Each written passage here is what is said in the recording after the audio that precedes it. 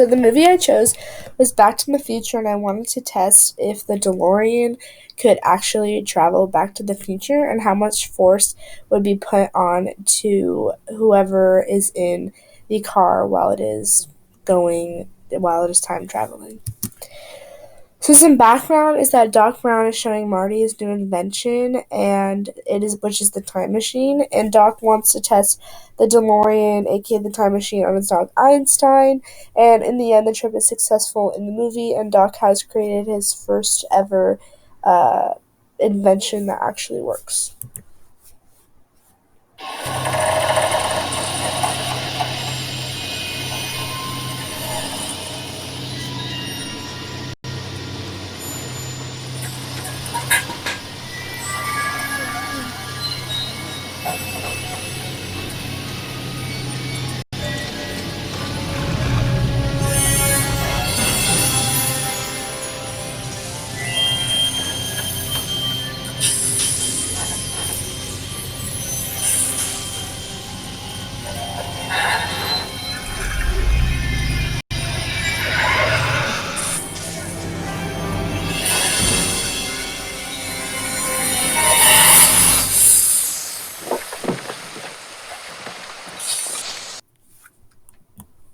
So, how is the car actually designed? So, when the car hits 88 miles per hour, the car will travel into whatever dimension, date, time, and year that is set in the car.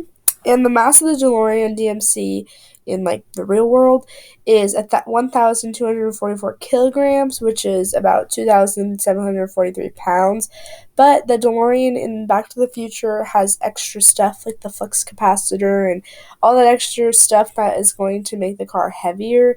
So with that and all the extra weight that I realized that would be on the car, I just said the DeLorean was approximately 2,000 kilograms or 4,409 pounds, just so it would be a little bit more realistic, even though this really isn't.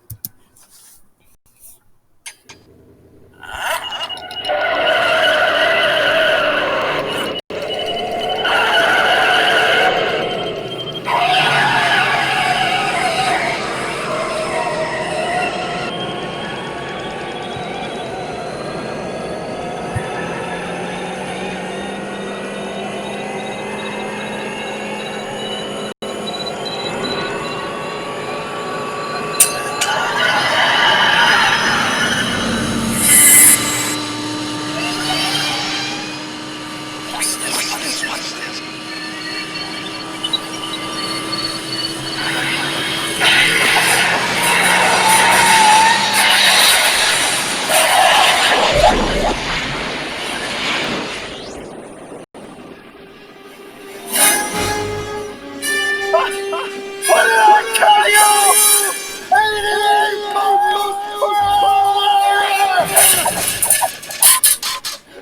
The thermal displacement occurred exactly 1:20 a.m. and 0 seconds! Jesus Christ. Jesus Christ, Doc, you disintegrated Einstein! So, can the DeLorean actually travel back to the future at the speed of light? So, the speed of light is how you would travel back to the future, which is 3.00 times 10 to the 8th meters per second. And the speed of the car is obviously 88 miles per hour. So, use a kinematic equation to find acceleration, and a equals v final minus v initial divided by time. And when I timed it, the car to get to 88 miles per hour is approximately 19-ish seconds, and v initial is 39.34 meters per second once I converted it.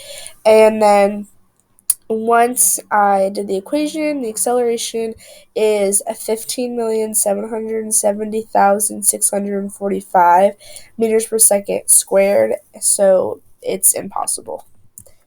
So how much force would this be on Einstein? So I use the equation F equals ma.